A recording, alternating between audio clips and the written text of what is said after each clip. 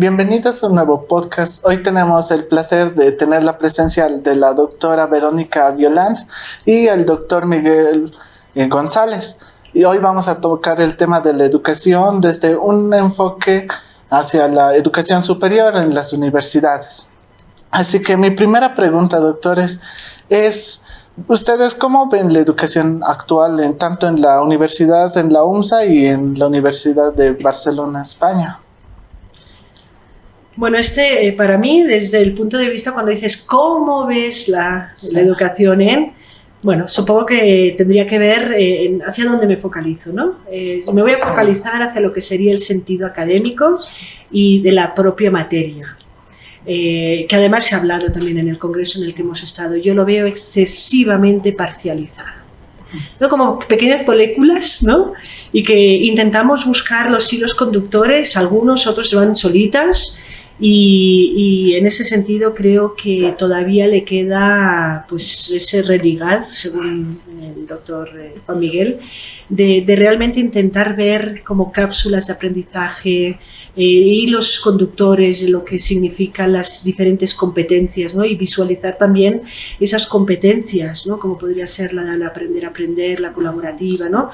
Esas competencias transversales realmente en el sí de lo que es la programación, ya no tanto ni siquiera la asignatura como tal, sino la concepción de lo que sería la propia carrera. Bueno, primero agradecer la invitación, muchas gracias por permitirnos estar acá, y para mí es un placer compartir este espacio con la doctora Verónica Violant, que nos acompaña de la Universidad de Barcelona, y hay mucho que discutir. En Bolivia creo que el sistema educativo ha ido cambiando en los últimos 8 o 10 años, pasando de un modelo netamente positivista en la educación a un modelo más sociocrítico, pero más político. Es decir, los jóvenes se van formando bajo una ideología de gobierno, que eso es realmente tomarlo con pinzas, porque ha soltado, por ejemplo, mucho el concepto científico, el componente de conocer, el saber hacer, que se ve claramente cuando los estudiantes vienen del colegio a la universidad. Entonces, el sistema boliviano tiene esas características, pero a pesar de ello, existen muchas propuestas en Bolivia que han ido aportando, no solo para Bolivia, sino para otros países en América Latina, las perspectivas de encarar otras formas de educación. Por ejemplo, las universidades indígenas aymara, quechua, guaraní, que existen en Bolivia, tienen una propuesta de formación muy interesante que no existen en otros países. Por ejemplo, está muy vinculada a la forma de educación en Ecuador, en Perú, que tienen algo, pero Bolivia tiene esas universidades indígenas que surgen en estas propuestas que aportan muy interesante. Ahora, la Universidad Mayor de San Andrés, con 13 facultades que están en el componente salud, sociales, humanidades, ciencias puras y demás, tiene sus particularidades. Yo he podido estar con varias de las facultades impartiendo cursos y demás, y resultan modelos interesantes.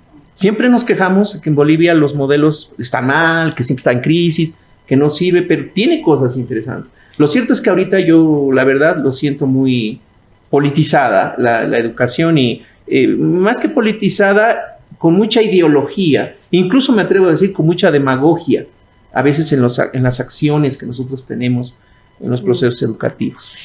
De todos modos, y sí agradezco también la invitación, disculpad que no lo he dicho antes, a mí me gustaría esa fuerza, por ejemplo, que tiene, ¿no? 13 facultades diferentes, si fuéramos hacia un tipo de currículum abierto, en el que el alumno puede realmente escoger una parte de sus aprendizajes en otras facultades, ¿no? Que puede tener la libertad de decir, bueno, yo tengo esas asignaturas que son troncales, que forman parte de mi propia profesionalización, ¿no?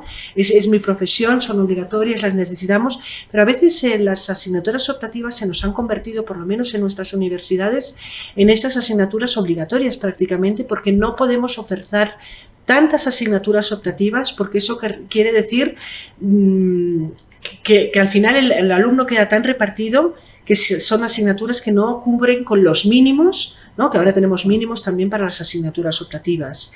Entonces, pensar hacia un tipo de currículum abierto que le da también la libertad al alumno de decir, mira, pues yo soy bioquímico, pero estoy muy interesado, por ejemplo, por el cerebro y quiero ir a hacer una asignatura en la Facultad de Medicina de Neurociencias y que además está totalmente conectada, porque podríamos buscar, ¿no?, dentro de ese currículum abierto, sobre todo al principio, si se hace como proyecto piloto, ver qué asignaturas realmente vemos conectadas, ¿no?, y que tienen esa visión de conexión para empezar a hacer realmente esta transdisciplinariedad real, ¿no? Yo creo que podría ayudar mucho, ¿no?, si me preguntas hacia dónde tendríamos que ir. Y sobre todo porque creo que tenemos los currículums excesivamente cerrados.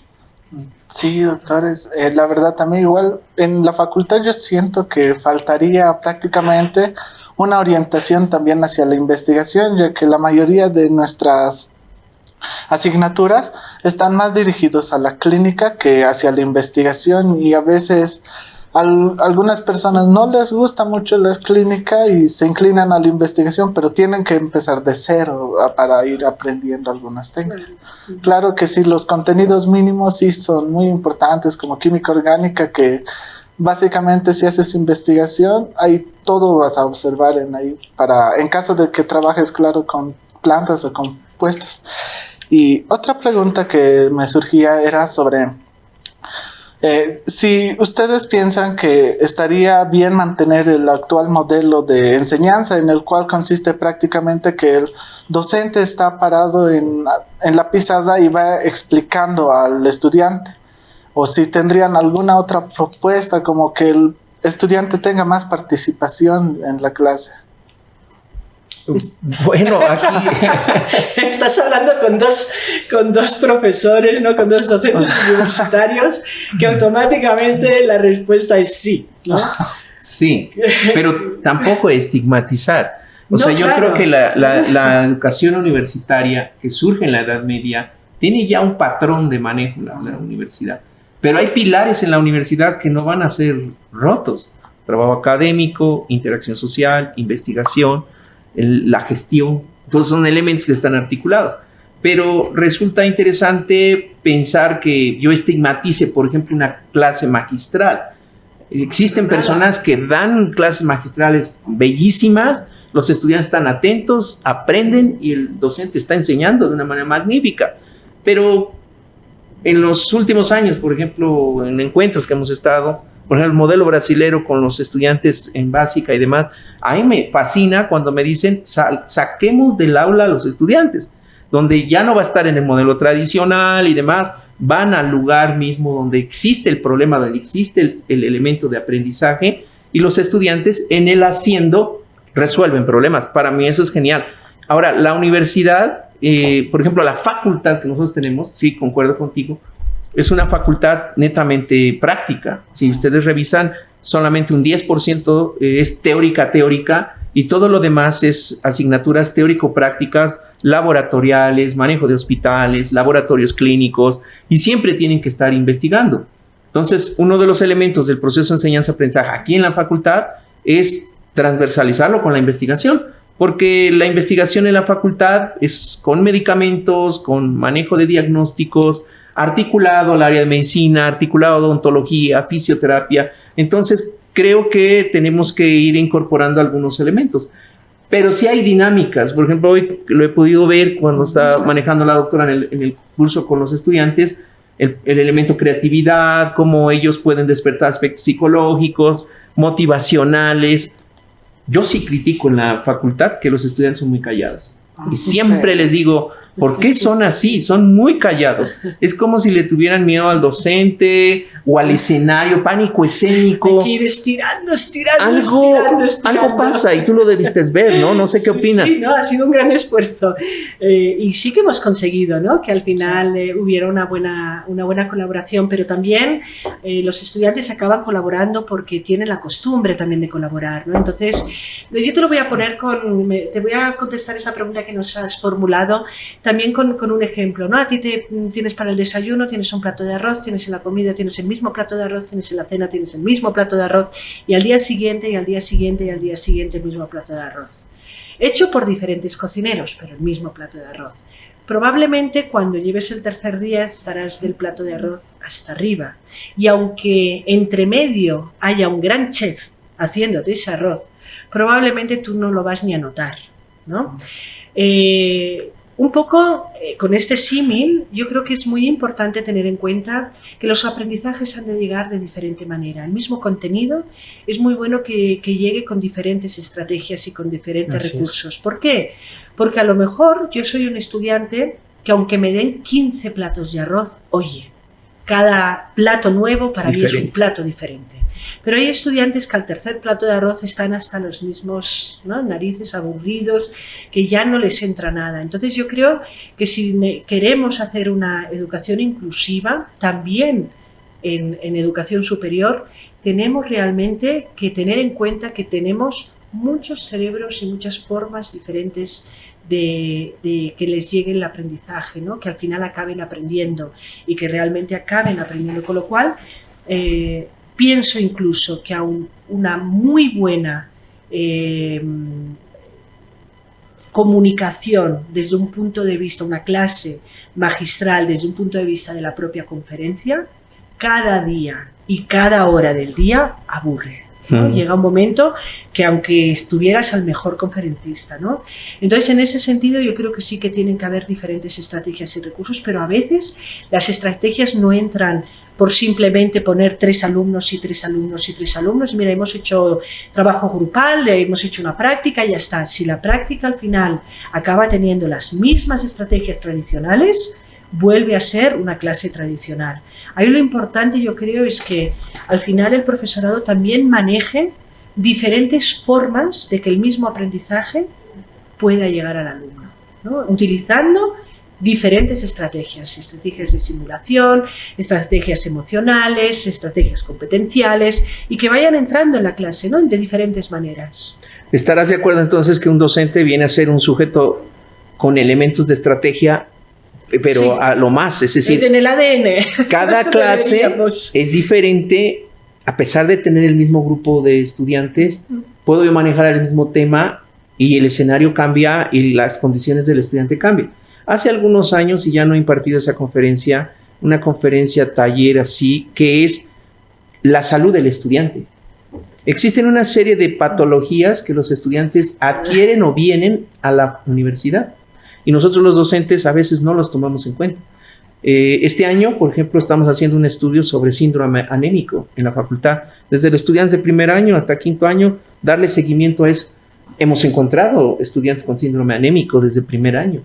Y un mal manejo de hemoglobina, de hierro, de falta de oxigenación al cerebro. O sea, estar anémico no te permite estudiar adecuadamente.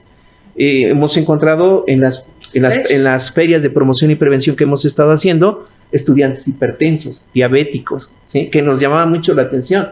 Estudiantes que incluso hablarles de infecciones de transmisión sexual para ellos es un gran tabú, y hemos encontrado eso. Entonces, yo creo que hay un concepto que me gustaría discutir ahora con la doctora, el concepto de una educación integral. Ese concepto para mí muy, muy importante, porque los estudiantes a las 11 de la mañana siguen sin desayunar, no probando nada. Llegan a las 8 de la mañana, entran a clases como si fueran un auto con gasolina. A la primera van muy bien, a la segunda más o menos, pero ya la de las 12:30 o la de las 2 de la tarde no hay espacio por más que te esfuerces como docente, los estudiantes están cansados o se duermen y tienes que parar. Y entonces ahí las estrategias tienen que ir cambiando. Pero ese es un componente en salud. El componente psicológico para mí me llama mucho la atención. Traen los problemas de casa, problemas que estás aquí pasando la clase, pero el estudiante está allá porque mi papá me pega, porque mi mamá tengo aquello, porque mis hermanos en esa situación. Entonces, el componente físico, igual, hay una situación en el cuerpo que impide muchas veces que yo quiera aprender, por más que yo me esfuerce como docente y el estudiante también esté atento. Entonces, creo que esos elementos están dentro de los procesos de enseñanza-aprendizaje y que, lógicamente, el contexto de una facultad también influye. Son varios elementos. cuando desde ese punto de vista, ¿no? Dices el concepto de atención integral también en las propias materias y en el estar, ¿no? En educación superior en cualquier lugar, ¿no? Yo creo que al final somos seres biopsicosocial y antropológicos, Totalmente. ¿no? Y esa antropología al final acaba siendo, ¿no? El significado antropológico que tenemos cada uno de nosotros tiene que ver también con cómo somos y nuestro estilo de personalidad, ¿no? Y a veces tenemos realmente tabús que hacen que a lo mejor en el 100% de la clase esté fijada incluso en cómo me estoy colocando para que el otro me esté viendo en una buena posición, porque a lo mejor simplemente no me gusta mi cuerpo, ¿no? O no me gusta, o en función de la posición en la que estoy teniendo, pues, y no lo olvidemos, son alumnos de primero, ¿no? Acaban de salir, ¿no? De ese, como si dijésemos, de hecho están saliendo, ¿no? Del cascarón y se están haciendo, ¿no? Adultos desde un punto de vista cognitivo, pero entra en comunicación siempre todo lo que sería el yo como persona y el yo en relación con el otro, ¿no? Eso yo creo que es un punto de vista desde el concepto de integral, pero hay otro elemento también que tiene que ver con el punto de vista integral de lo que representa educación superior y de lo que representa cada una de las carreras, que a veces también volvemos a parcializar, ¿no? Hacemos solo investigación o hacemos solo, ¿no?, la formación cognitiva, o no, es que al final el universitario, y lo decíamos esta mañana, ¿no? La universidad es un todo, y ese todo quiere decir que acabaremos siendo ciudadanos del mundo, en los que habremos pasado por un elemento en lo que dominaremos un poquito más, pero con diferentes competencias. La competencia docente también tiene que hacerse en el sí de la universidad, claro, porque habrán estudiantes que acabarán siendo los próximos docentes de las próximas generaciones, no solo en educación superior, sino en bachillerato o no sé cómo lo llamáis vosotros, formación básica. Entonces, en ese sentido, si yo solo he comido de un tipo de estrategias, bandiur, o sea, al final hago, ¿no?, y repito lo que he aprendido. Entonces, en ese sentido, tenemos que llevar a cabo en nuestras aulas un tipo de docencia realmente integral, que dé respuesta a todo, y no solo, ni siquiera solo al concepto de educación, aprendizaje, ¿no?, que sepan esta materia. No. Salud, educación lo hemos fue el eje, ¿no? Es como un lema, ¿no?, que tenemos ya en este congreso, y como una cuestión integrada, o sea, no lo podemos separar. Sí, doctor. Y complementando eso, también quisiera tocar el tema de los estudiantes. Doctora, hemos visto en su conferencia justamente de hoy, de quién soy yo. Eso era algo que me quedó a mí, porque a veces los estudiantes no nos podemos definir a nosotros mismos, porque estamos más con la carrera, estamos más pensando en ese enfoque. ¿Qué recomendaciones podrían dar ustedes dos, doctores, como docentes, a los estudiantes para que tengan un horizonte a donde ir? Porque, como dijo hoy justo, doctora, de que no, algunos ya estamos terminando y no sabemos a dónde ir, qué vamos a hacer en un futuro. ¿Qué consejos les darían a esos estudiantes? En la materia que imparto en salud pública, la tercera unidad, hablo de algo que se llama proyecto de vida.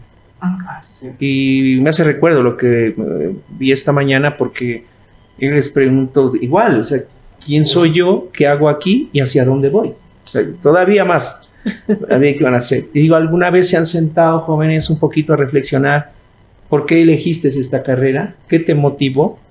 Y muchos no tienen respuesta. O sea, algunos te dicen, es que mi papá es farmacéutico y yo también. O te dicen, quería entrar a la Facultad de Medicina y no pude, y esto es lo más cercano. Y entonces, ¿qué esperas de la vida hacia adelante? Yo les pregunto. Y la práctica consiste en que me escriban a pulso su proyecto de vida. Y hay maravillas que no lo hablan, lo escriben, y es importante escucharles, porque nosotros como docentes estamos muy cognitivos. Pensamos que solamente son contenidos, pero imagínate llegar a 5º año y no saber por qué estudio mi carrera. Eso es grave, porque no tienes una identidad con tu carrera, un amor a tu carrera y demás. Entonces yo creo que esos procesos reflexivos está muy bien que se hagan desde primer año, porque implica que lógicamente te apropies de tu carrera, de lo que implica estudiarla, del amor que le puedas sentir incluso a estar en tu facultad, dialogar con tus docentes y demás. Entonces, creo que es importante que tengamos un proyecto de vida, y no solamente como estudiantes, sino como seres humanos. O sea, ¿hacia dónde voy a ir? ¿Cómo? Yo les pregunto, ¿y cómo se proyectan jóvenes después de que acaben la carrera? Y el modelo tradicional es el siguiente: voy a acabar la carrera, voy a entrar como regente farmacéutico en una farmacia, me voy a casar, tendré 2 hijos y viviré feliz. Ese es su proyecto de vida tradicional. Otros me dicen, no, doctor, yo mire, me voy a ir al extranjero, quiero estudiar un doctorado, voy a regresar, voy a implementar tal cosa, y ahí me doy cuenta, ¿no? El que quiere pensar como un empleado, que quiere ser empleado toda su vida, aquel que quiere innovar o que quiere hacer más cosas a partir de su carrera. Entonces, otros más vinculados a su familia. De tal manera que eso de quién soy yo en la mañana, pues les ha calado mucho, ¿no? Yo pienso que, bueno, hay muchos elementos realmente. El quién soy yo es fundamental preguntárselo, y qué estoy haciendo aquí, y por qué estoy sentado en este aula, ¿no? Y por qué no estoy en otro sitio. Yo pienso que es algo fundamental. Hablar incluso, que se debería casi antes de empezar a poner cuáles son las opciones universitarias que voy a escoger. Sí. Creo que en el sí de las familias se debería de trabajar mucho. Yo no dejaría todo el peso solo al sistema educativo. Yo también pongo el peso de manera importante a que los padres y a que en familia se hable también del porqué de una carrera, ¿no? A veces los propios estudiantes no pueden ni siquiera elegir, es que no se lo plantean, desde pequeños ya saben que van a estudiar eso, ¿no? Entonces estudiar eso es el nombre de la carrera, hasta que no están allí no se dan cuenta, ¿no? Ese sería un punto que creo que es importante, el sí de las familias, y también una responsabilidad de alfabetización en educación superior en lo que serían las familias, ¿no? Y el significado también del concepto de motivación. Al final la motivación es ese motor de arranque que tenemos cada uno de nosotros, que nos hace caminar hacia un lado o hacia el otro, ¿no? En el caso de los estudiantes y también del profesorado, levantarnos cada día y decir, venga, vamos a por ello, ¿no? Pues voy a hacer esto, voy a hacer esto, voy a hacer esto. Pero ¿qué pasa? Que si no tenemos ese motor de arranque y vamos por inercia, vamos también a hacer nuestra carrera y nuestra formación como inercia, y vamos a acabar siendo profesionales por inercia. Así es. Entonces, en ese sentido, acabaremos siendo rutinarios, porque, a ver, nuestro cerebro es lo que pide, rutinas. ¿Por qué? Porque así economiza y así se cansa menos. Entonces, si no nos habitúan a que el esfuerzo forma parte de nosotros y forma parte de nuestras rutinas, esforzarnos nos va a cansar siempre. ¿No? Entonces yo creo que eso es algo muy importante a tener en cuenta, ¿no? Tenemos que trabajar la habilidad del pensar, porque la universidad, y ahora ya sí pongo el foco en la universidad, tenemos el deber como estudiantes, como docentes, como entidad que representa la propia universidad, a seguir haciendo que el cerebro de nuestros estudiantes y el nuestro propio siga realmente, ¿no?, conectando. Si yo doy una clase que simplemente la doy y me voy y no estoy cansada, yo cuando pienso que en una clase no me he cansado, ahí yo digo, ¡ay! Algo me ha pasado. ¿Qué me ha pasado? No, me tengo que sentir pues interpelada, me gusta que los alumnos digan, ¿no? Y eso es lo que realmente hace un buen diálogo. Y el sentido crítico tiene que ser desde el razonamiento, ¿no? Y cuando el razonamiento pierde a la parte emocional, y entonces es solo la crítica, por eso no funciona, entonces que se va la parte emocional, bueno, no pasa la falta del raciocinio y la parte de, bueno, pues cambiemos esta realidad, ¿no? Que es una de las cosas que hemos trabajado hoy en el taller. Yo creo que eso es muy importante tenerlo en cuenta, pero la universidad la hacemos todos y todos. Y bueno, para ir terminando, doctores, ¿ustedes qué consejo darían a los estudiantes universitarios para que se motiven? Como usted misma, doctora, todas las frases estaban, las frases, ¿no ve cómo nos recomendó que siempre empecemos con una frase? ¿Qué recomendaciones más diría a las chicas? Sí, esta mañana hemos recomendado, ¿no? Bueno, haz tu propio lema y levántate cada mañana y besa por ello, y cuando ya lo hayas conseguido, sigue con otro lema y besa por ello también, ¿no? Yo creo que es muy importante que uno ame su profesión. Y vosotros, cuando uno es estudiante de su primera carrera, luego viene la segunda y luego dices, bueno, ¿qué es lo que me gusta más, no? Es una cosa o la otra, ¿no? Y luego viene la tercera. Pero bueno, lo más importante, yo creo, es que el motor de arranque lo tiene que mover también uno mismo. Cuando uno no tiene ganas de salir, pues porque está con una depresión, lo más importante es, venga, vamos a intentarlo, ¿no? Y tener las redes también que te ayudan y que te ayudan a ese proceso, ¿no? Pues yo creo que a veces uno va sin ganas a la universidad y tiene que tener la capacidad o esa red, ¿no? de amigos que también a uno le empujan, ¿no? Y la automotivación también creo que es fundamental. Si tú al final te das tu propio mensaje de esto me gusta, por ahí voy, ¿no? Les decía esta mañana, encontrad aquella materia que realmente os gusta y también sabed qué es lo que no os gusta, porque en lo que no os gusta vamos a tener que trabajar el triple, no la mitad, el triple, ¿no? Para poder sacarlo. Bueno, al final creo que si nos ponemos a pensar hay varias cuestiones que en el mundo actual la educación nos ofrece. En primer lugar, yo creo que la estabilidad emocional de los estudiantes es clave, es uno de mis grandes consejos. El poder, por ejemplo, trabajar con ética siendo estudiante es algo trascendental. Ética en la investigación, ética al desarrollar tus clases, al hacer tus tareas, al hacer trabajos, porque después vas a ser profesional y la ética tiene que estar contigo. Tener entusiasmo, tener altos niveles de creatividad, como él lo ha señalado, creo que eso es algo muy importante, estar en elementos de motivación, tanto intrínseca como extrínseca, estar bien en tu casa, en tu familia, para que tú puedas venir a la universidad y darlo todo. Mostrar un compromiso también por tu carrera y por tu universidad. A final de cuentas, el colegio es una etapa muy bonita, pero es muy diferente estar en la universidad. Y yo creo que la universidad, después que acabas, porque nunca acabas, la universidad siempre está contigo, siempre va a estar contigo, son gratos recuerdos de haberla disfrutado, de haber vivido etapas muy bonitas. El otro componente, y que hablábamos en el anterior podcast, es cómo el mundo actual, que hablamos de inteligencia artificial o el mundo del dato y demás, cómo va a ser para el estudiante, cómo va a ser para el docente. De tal manera que hay cambios y seguirá habiendo cambios en la educación. En este congreso se han hablado de muchos elementos de luces para estos elementos de cambio.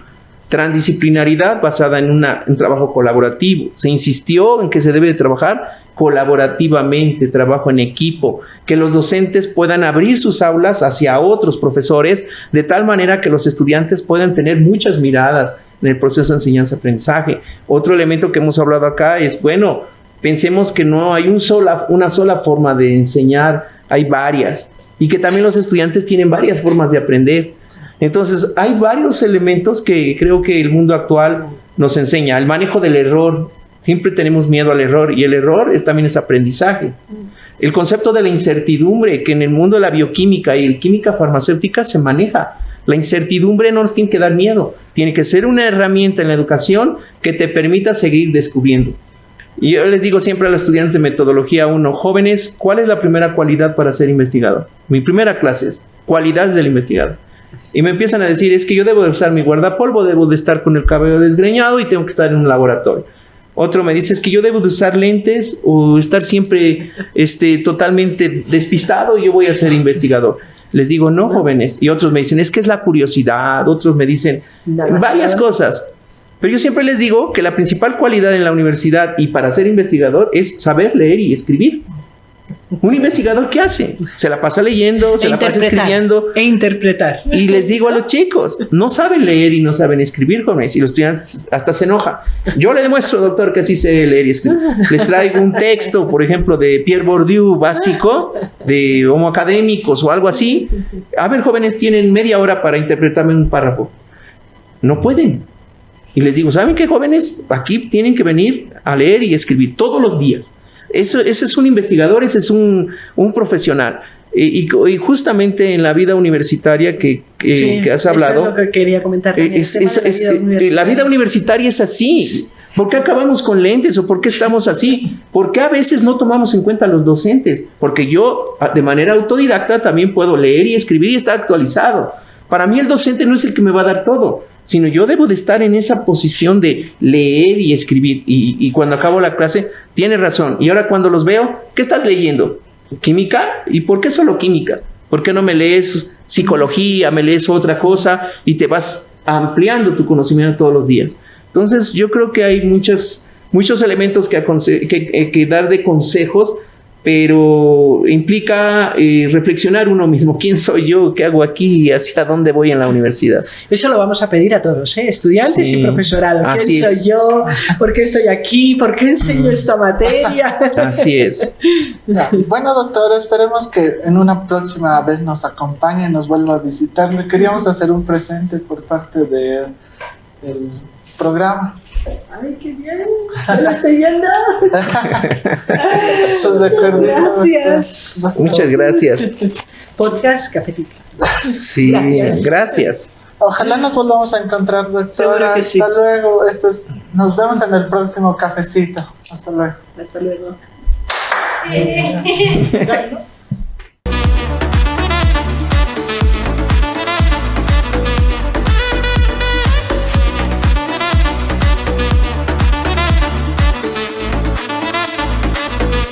Cafecito.